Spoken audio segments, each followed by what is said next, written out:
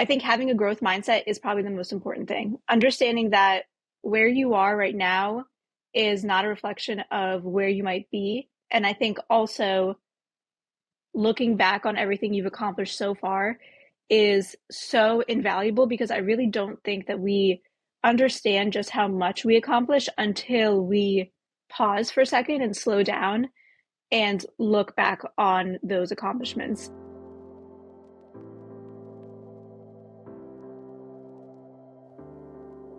Today on The Flame, we're joined by Maria Kravets, a successful UI/UX designer and a passionate advocate for creating inclusive user experiences.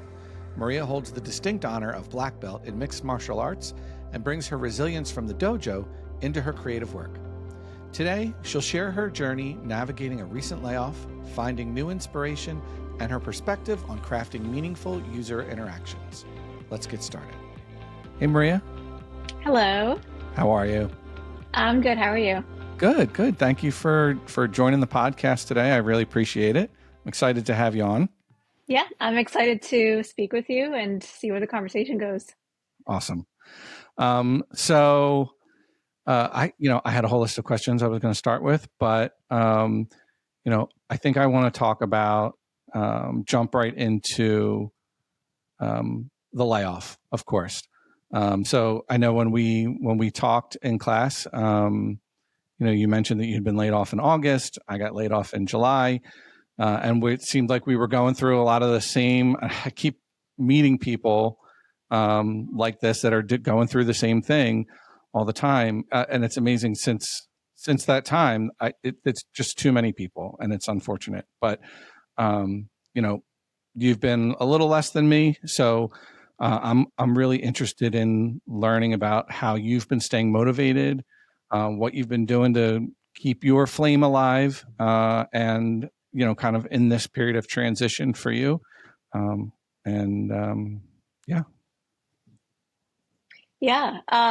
I feel like, so I remember I got laid off on, I think it was August 14th or 15th. And the day before had marked my exactly 1.5 year anniversary at the company.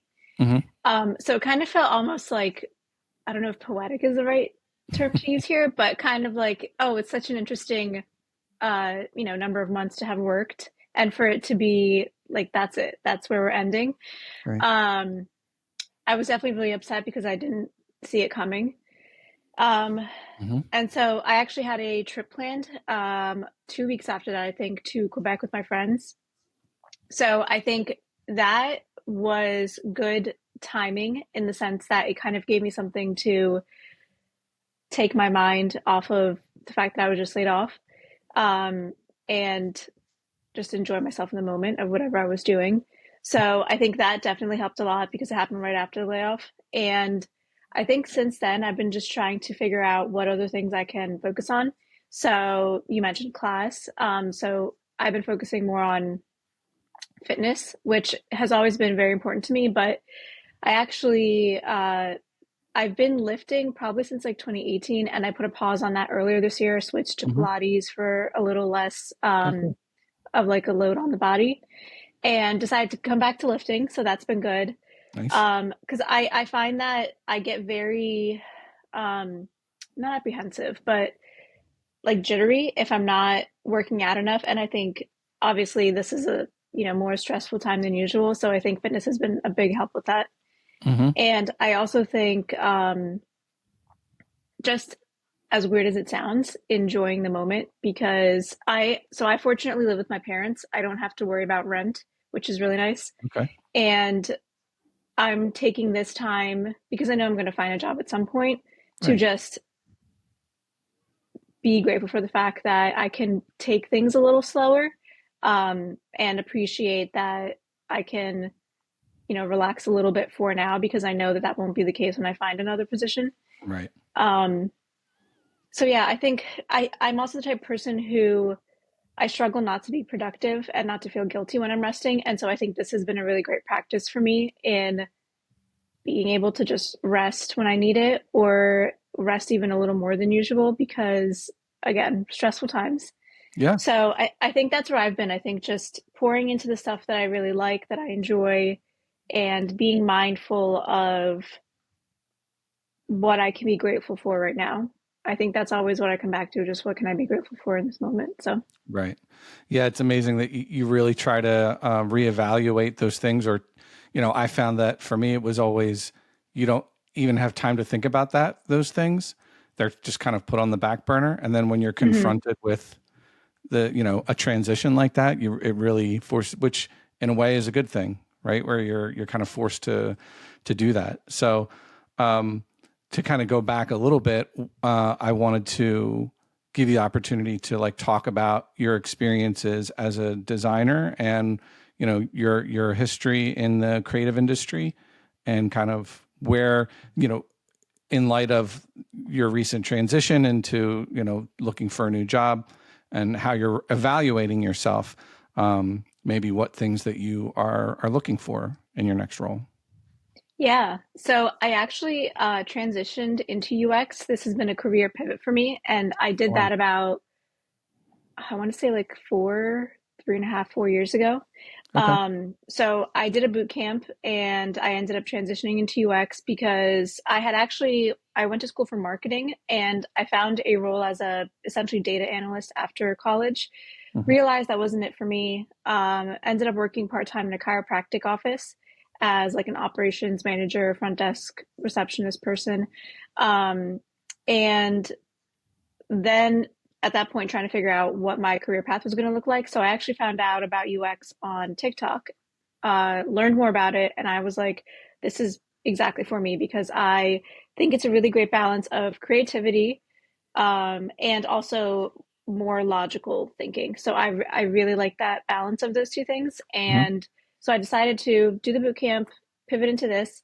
So I worked at an agency initially for a few months, and then I found my full time role in January of 2023. Okay. So I've had different experiences. My agency role was I was working typically on teams of 4 to 5. The projects would take like 4 to 6 weeks. So I was consistently changing not only teams, but also projects. Hmm. And in my last role, I worked with really just in terms of UX, just my director. So me and one other designer essentially. And I mean, we were juggling all sorts of stuff constantly. So It's never I just have the really, role that you signed on for, right? It's yeah, always a little addition here or there, right? for sure.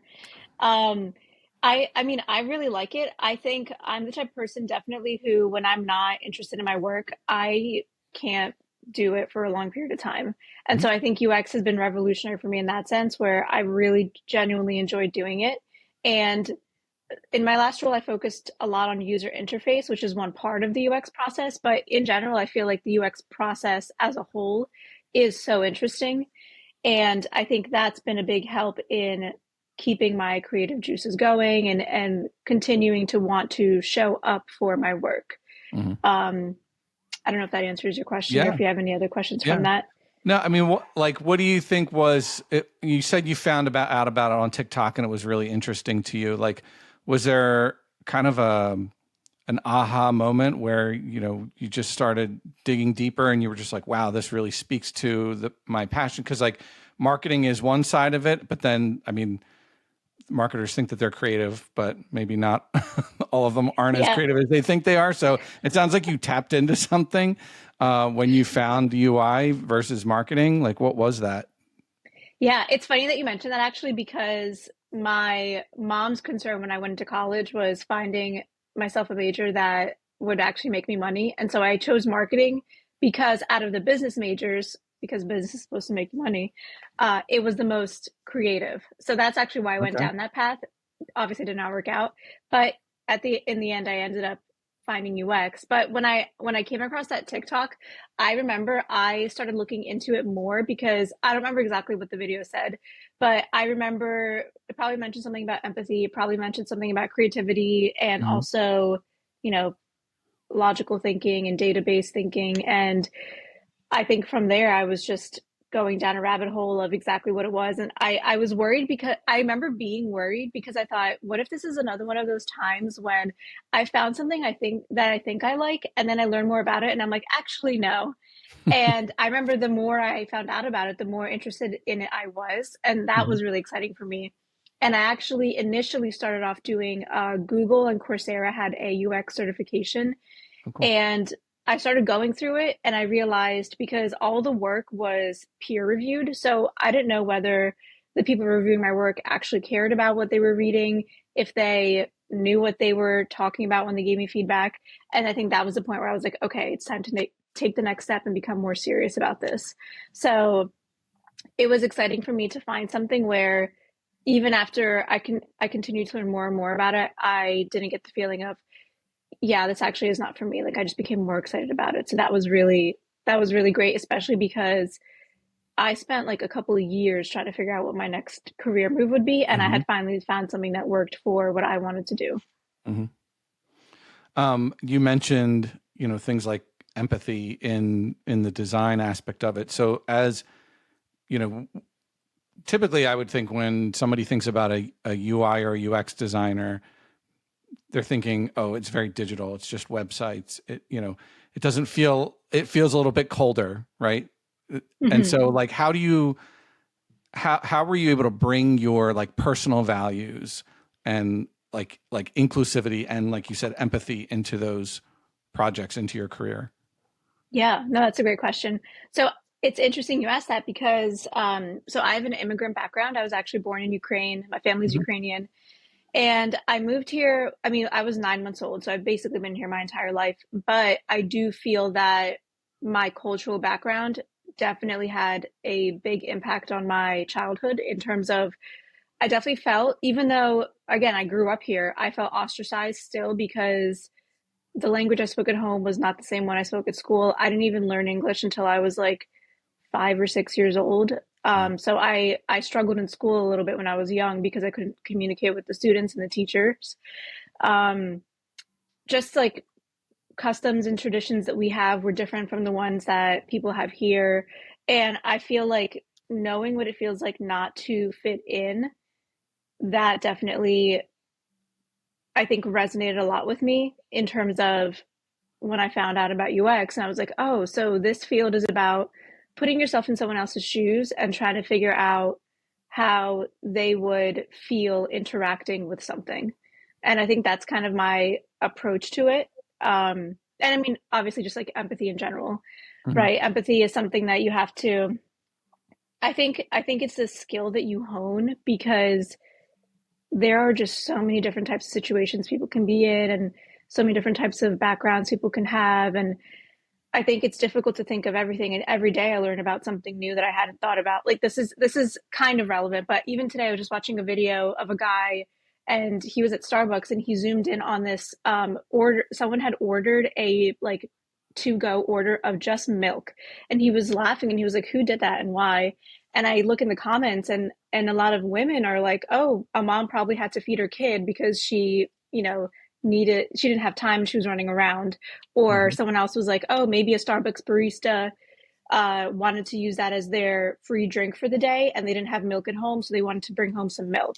And those are the examples where I'm like, you literally have no idea what other people, why Right. they act the way they act until they explain it, or, things like that, that I think make UX so interesting. And also just in general, encourage us to be better humans because they encourage us to think about other circumstances that we ourselves might not have experienced.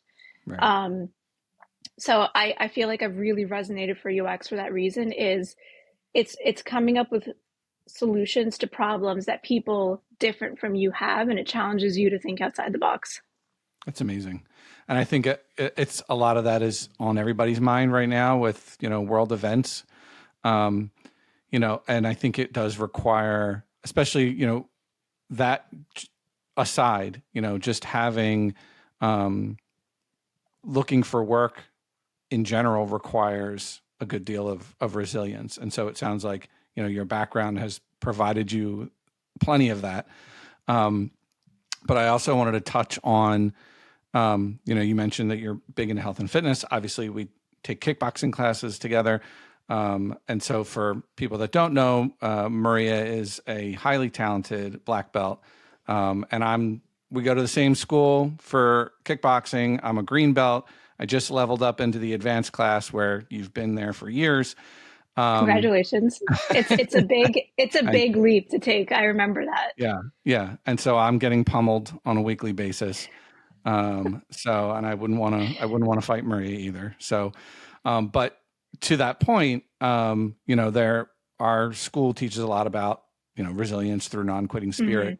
Hmm. Hmm. And so how would you say that, your journey in health, fitness and kickboxing, um, you know, how have you gained that resilience to kind of, translate into your career search or into how you approach, design in general?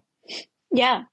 Um, I love that question. I think that my health and fitness, and honestly, I'm going to even tie like self-love journey into this because I feel like when I was younger, I definitely had more body image issues, and I've been working on that, and health and fitness tie into that, obviously. So I think, I think a lot of it has to do with your mindset, and I know that our sensei talks about that all the time. And I think understanding that, let me restart.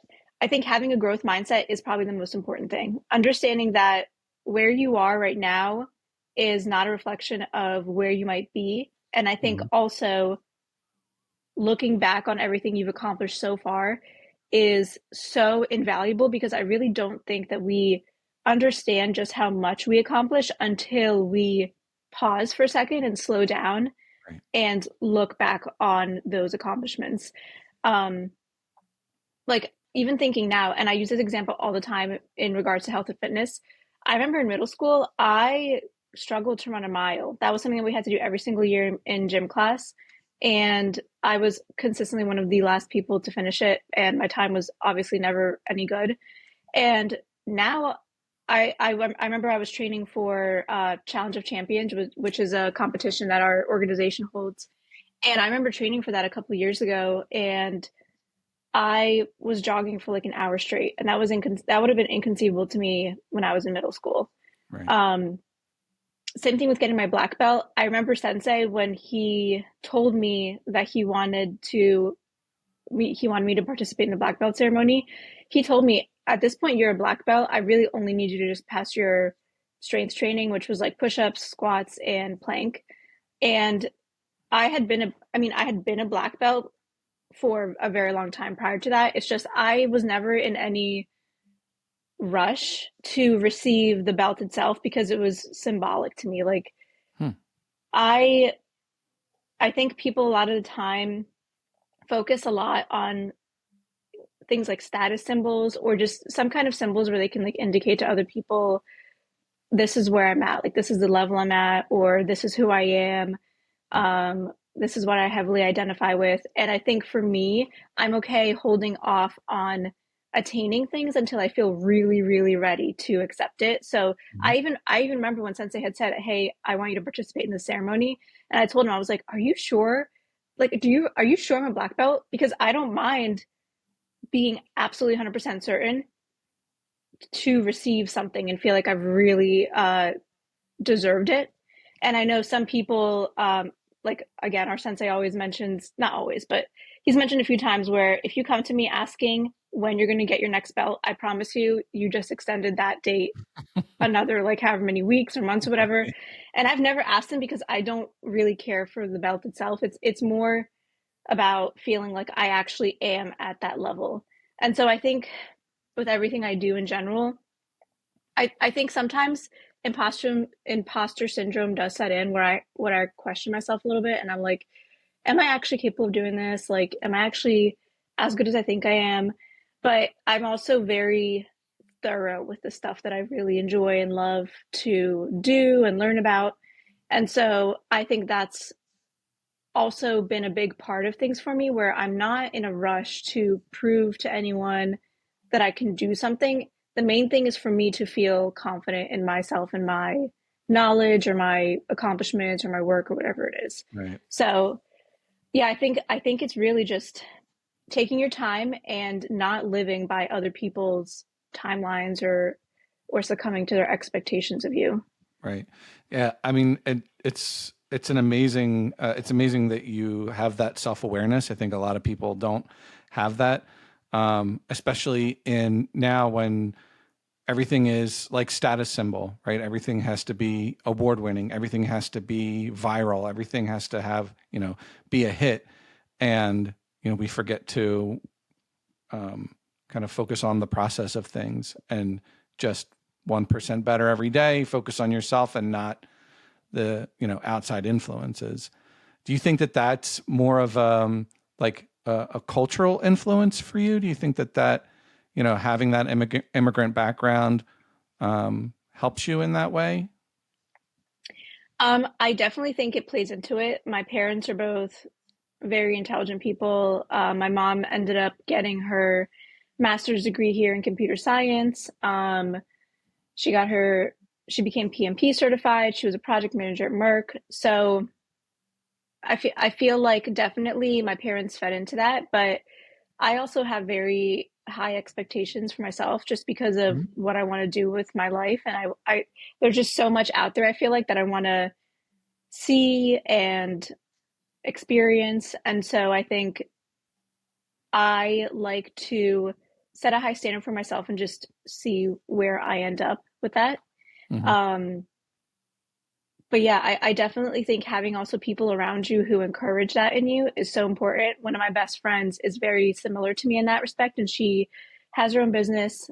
She makes really good money with it. She's really happy with her life. She gets to make her own hours. And I think ultimately my goal is the same, where I am able to enjoy my life and I enjoy what I do enough, again, that I want to continue pouring into it and showing up for it. And I think that's another thing is, and I also have the privilege of saying that because my basic needs are met. I know for a lot of people that's not the case, but I genuinely just want to build a really great life for myself, and I think that's always been my driving goal, like driving my driver behind everything that I do is Right. I don't want to be miserable because I think a lot of people are miserable and I don't really want to be one of them. Yeah. It helps to have a really good support system.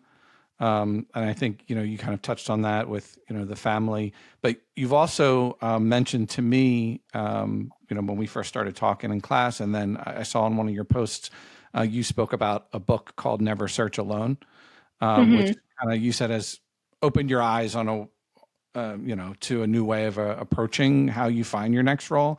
And so how does that connect with, having that support and what has that book meant to you in your search? Yeah, no, thank you for bringing that up because I actually forgot to mention it. I feel like it's been very helpful because it provides another perspective on how to approach job searching. And I think it also ties back into what I was talking about when I said I don't mind taking longer if I feel more secure in what I've accomplished. Hmm. And the thing that Never Search Alone really stresses is taking your time and understanding exactly the type of work that you are available for, that you have the skills for, and that the market will take you as. And I think that's been really helpful for me because last time I was job searching a few years ago prior to getting my last role, um, I mean, I had probably applied to like six or 700 positions by the time I got that job. And I ended up getting it through someone I knew, not even through one of my job applications, Hmm. which is funny this time around because Never Search Alone stresses the importance of reaching out to your network, people that you know, speaking with, people who know you well, speaking with recruiters, just really anyone that you think could be valuable in your job search, and not in like a way where you're using people, in a way where you're obviously building meaningful relationships and you want to help them out in return. Hmm. um but that book I think has been really important because it's kind of just reiterated everything that I think live by, which is I don't have to do everything super quickly and it's okay to take your time with things. I think especially now, like we live in such a fast-paced society and we're Hmm. constantly being told that our value is based on how much and what we produce. And I think the idea of, again, slowing down, really asking yourself, like, what am I looking for? What am I doing? What can I do differently from what I've been doing? Has that been working for me? Asking yourself all these questions and really understanding exactly what it is you're trying to accomplish. I think that book has really helped me with that. And I'm not even done the entire thing. I'm still like halfway through because I'm still working on doing the tasks that I've read about so far and not proceeding to the next part of the book if I haven't accomplished what it's already talked about. So I think it's really helpful for anyone who maybe is kind of maybe disillusioned or frustrated with the job search experience and wants to try something new. And that's not to say it's not going to be an uncomfortable experience, because it definitely is. Because the author, he gives a timeline based on if you're looking for work and you're unemployed, like I am, or if you're looking for work and you're still working. And the shortest amount of time that he says you would have a job by, if you do everything that he recommends, is 2 months, which is like a decent amount of time. It's not super long, but if you're really taking your time, and that's for people who are employed and like focusing all their efforts on this, Mm-hmm. 2 months is still like, it's not, it's not right away. So I think I like the fact that it focuses on slowing down and being mindful. And I think those are two things I'm definitely very passionate about. That's great. Can you share some of the things, some of the tasks that you're working on from the book so far, or some Yeah. things that you think, I mean, are there things that you didn't know before you started reading the book, or things that were like you knew, but you didn't realize how important they would be to your search? Yeah. So one of the first things that you do is you form a job search council, which the book also gives you the ability to, I think they have a website where you can go and find other people who are also seeking work. And so you form a job search council. It typically has 4 to 5 people in it. My friend that recommended me this book was already searching for a job. So she and I did our own little duo. And then another woman I knew also started looking for work. So she joined us. Mm-hmm. And we're not following things to a T just because we're in different phases. So they are still both working full time and I'm not. So we're kind of in different spots of the job search. But that's the first step. And it's essentially meant to help provide you and the other people in your group with support and reassurance while you are doing the job search, which I definitely think is helpful, because family and friends are great. Obviously, that's still support that you want, but if they're not going through the exact same thing as you, they might not be going through the exact same emotions as you and having the same thoughts. And so I think it's nice to have people who are also looking for work at the same time to bounce ideas off of and such. And then after you form your job search council, you figure out what your, I think, candidate market fit is. So, you create your Manukin 2-pager. So Manukin 2-pager is essentially where you write what you like doing, what you don't like doing, what you want your next role to have, what you don't want it to have. And that is meant to help you get really clear on exactly what kind of work you want to do, so that you're not just out here applying to random roles just because they're available and just post it online and you come across them and you're like, oh, I'll apply to this, but it's not really fitting what you're looking for. So you do that, and then you do interviews with past coworkers, people that you've, past coworkers. It can also be past like higher ups, like supervisors and bosses and stuff. You ask them essentially what they see you doing, I guess, based on your experience and like your skill level. You also read them your 2-pager and they tell you based on that what they think that you would be a good match for. And then you do the same thing. You do golden question interviews, which are basically interviews just with people who know you well. Again, tell them, this is my 2-pager. This is what I have here. What do you think based on that? And then you can also do, I think there was, and then you also want to figure out, based on a recruiter's viewpoint, what the market is available for. So, you might have all these ideas of what kind of role you want, but if the market is not able to provide what you want, then you're inevitably going to be disappointed. So Right. kind of aligning those two things, and that's your candidate market fit. And so that's kind of where I am now, where I've kind of been refining my candidate market fit, looking for a couple of recruiters to bounce ideas off of and just see what I could be considered a fit for. And I feel like even those, like these three steps of forming a council, uh, having support, and doing these interviews, and looking for recruiters to connect with, not to get a job, but to get feedback. I think that's definitely been very different from a lot of the job search advice that I've heard. So I found it very interesting. Yeah, it sounds, it's a very active approach that, you're gathering a lot of data on yourself, right? I mean, Yeah.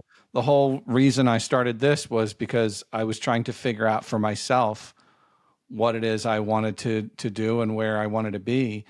Um, but that sounds like it's, very task oriented, and has, an outline and an expected outcome, which feels a lot better than just sitting around trying to write notes and figure Yeah. out what you want to do. Actually getting that feedback. Um, was there any hesitation or fear on your part to reach out to people to, was it hard to do that and ask for that personal feedback?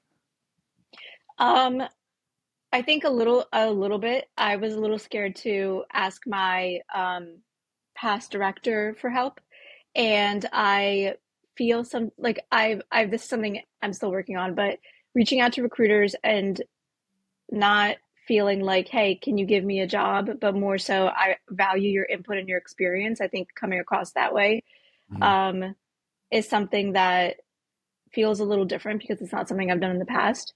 But again, I think it's just another thing that is uncomfortable and is a challenge, and that's why I have to do it because I that's how we grow. We step outside our comfort zones. So yeah, I think it's definitely been a little bit uncomfortable. I would be lying if I said it wasn't, but I don't think it's been as uncomfortable as I would think. And I also think we don't always consider just how many people that we already know that could also contribute to the work that is required to be done in the book. So I think that's another thing, is just reframing your perspective on who can provide you with input that would be valuable to you during your job Mhm. search. Mhm. It's just things that you don't even think about. What's the name of the author of the book? I have it right here. Give me 1 second. Here's the book cover.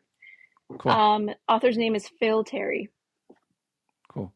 Yeah, Yeah. I'm definitely gonna look into picking that up because it really sounds like an interesting approach. It's like you really do have to. It's like a full-time job trying Yeah. to get the information that you need. Do you think that it's helped you? Like everyone talks about, finding your why and, obviously your flame and your purpose and all that. Like, do you think that you are making kind of headway with that, or you feel like you are closer to finding what it is that what your why is, and kind of, I, you know? yeah. No, I definitely think I do. I think, and this may sound kind of silly because I think there's really been one major thing it's helped me realize, but that major thing has had an impact on me is it made me better it made me realize specifically which industries I would be most interested in working in, which Mhm. I think was very helpful to me because when you can narrow down specifically where you want to be looking, I think then it makes it easier to research certain companies in that industry, reach out to people in that industry, and see what insights they may have. And for me, those three were femtech, which focuses on women's health and technology, um, travel because I really love travel, and I think it would be fun to work in an industry where I genuinely enjoy the end product. And the other one would be health and wellness or health and fitness, just because I obviously genuinely have a love for that as well. And my last two roles have been healthcare, so I already kind of have somewhat of a background in that as well. That's great. Yeah. Um, what do you have any additional advice to other designers or people in your sector who are kind of between jobs or struggling to stay productive? It sounds like you've been incredibly productive, but I know that within those first few days and weeks after a layoff, you feel like all you want to do is kind of hide. Um, and I'm inspired by what you're telling me and how you've approached um, your layoff and your quest to find a new role and find what it is you want to do. So, is there any other advice that you would kind of give to people in similar situation? Yeah. I think it's funny that you say the first few weeks after you want to kind of hide. I think I was actually very, very productive the first month or so after getting laid off because there was so much uncertainty about what was going to happen. And this was a Hmm. complete shakeup for my schedule and my routine and what my life looked like. And so I think after that first month, which was basically like through mid and end of September, I kind of got my groove and started slowing down a bit in the sense of really understanding again, what am I trying to accomplish here? What do I want my next role to look like? And specifically, what skills do I want to learn in the meantime that could also help me land that next role? Because I mean, I know people are constantly talking about it, but AI is coming for everyone's jobs. And anything else right now where we need to embrace new technologies or just new things in order to become better designers or adapt to the environment that's changing. I think that's kind of been my focus. Hmm. So I started learning JavaScript because I want to be able to better communicate with developers and bridge gaps that I feel like I've heard there are that are present between developers and designers sometimes. So that's been my skill that I've been focusing on. I would love to focus more on AI after I complete my JavaScript course. My mom is constantly talking about it, so she actually worked on I think it was like a robotics automation team or something at Merck. So she's very tech savvy, more so than a lot of parents, I would say. And she's the one who keeps me ahead of or keeps me informed of trends that are currently in the tech space. So she's always telling me like get to, learn more about machine learning and learn more about AI. So I think really just understanding what skills that I could use that I don't have currently and focusing on Right. that, but also not overwhelming myself to the point where I'm trying to learn many different things and none of them stick because I'm the type of person where I need to practice something over and over and over again before I really get good at it. Right. So I think learning JavaScript, and I'm also continuing to practice in my design program Figma because I'm not using that as consistently, obviously, since I am not working. So Right. making sure I'm not losing those skills. So I think coming up with a routine post, you know, leaving a job or getting laid off or whatever is number one. Make it like figuring out what does my day to day look like now. Hmm. Creating some structure, but also allowing yourself to just to whatever extent you can, again, because I know people have bills to pay, but to whatever extent you can, take time for yourself, rest, because once you get a job, you're not going to be resting as Right. much. Um, and just enjoy the season of life that you're in as much as you possibly can. Absolutely. It's, yeah, a lot of it, like, obviously, we control whether we're out looking for jobs and looking for work and what our experience and our skills is like. But a lot of this is not determined by us. There's a lot of people looking for jobs and not as many jobs that need to be filled. So we Right. don't have control over all the circumstances. So I think just keeping hope alive and knowing that when the time is right, you'll find something. Right. Yeah, that's great advice. Um, you know, you we talked about how you transitioned from marketing to UI UX in this kind of journey you're on now. Do you still see UI UX as kind of where you want to stay, or do you see like as you start to learn more about yourself and the industry and the things that you want to do and the people that you're connecting with, do you see that changing? Do you see yourself maybe moving out of UI UX and into something else? So I consider myself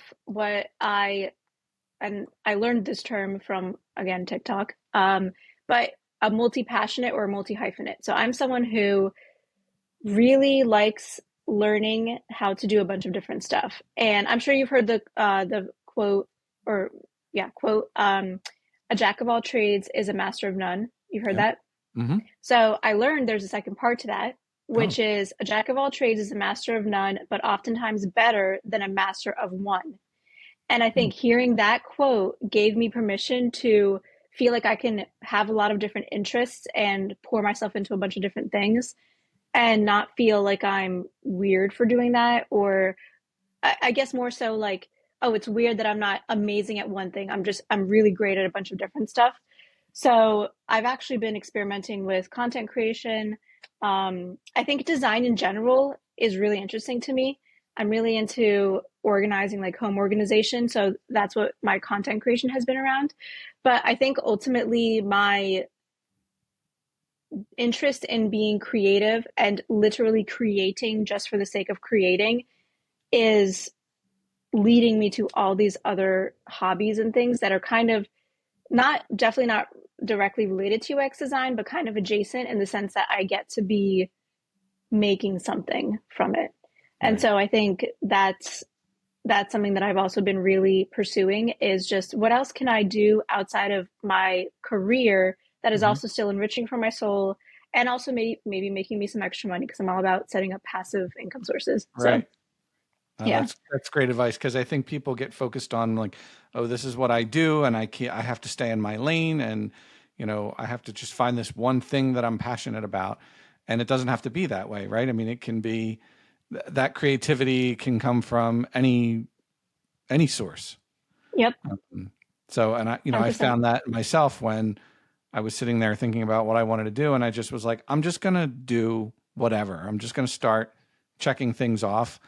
Yeah. And, lo and behold, here I am, I'm doing this. And so, I think what you said is absolutely true that you don't have to be, it's helpful to have a little bit of an expertise in a job, but in your creative life and outside of that, the things that keep people going, it doesn't have to be one thing. It can be, your interests can go into all different genres. So I love that advice. Yeah. Absolutely. Um, Thank you. Yeah. So, I mean, I appreciate your time coming on here tonight. I know you're busy. We were talking about, my kids are running around and all kinds of stuff. So, I really appreciate you taking a few minutes to join me here and for sharing a lot of great information. Of And course. Thank you for I having me. really I wish you the best of luck and definitely keep me posted. I'm going to be following you on the journey. I'm definitely going to pick up that book too. So. Love Yeah, it. Let me thanks know what so you much. think. I'm excited to hear. Absolutely. All right. Thanks, Thank Maria. you.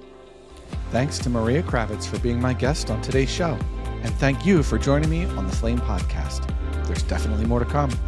Please take a moment to follow, subscribe, and hit the like button if you haven't already. And if you have any feedback or would like to be a guest on the show, send me a message. I'd love to hear from you.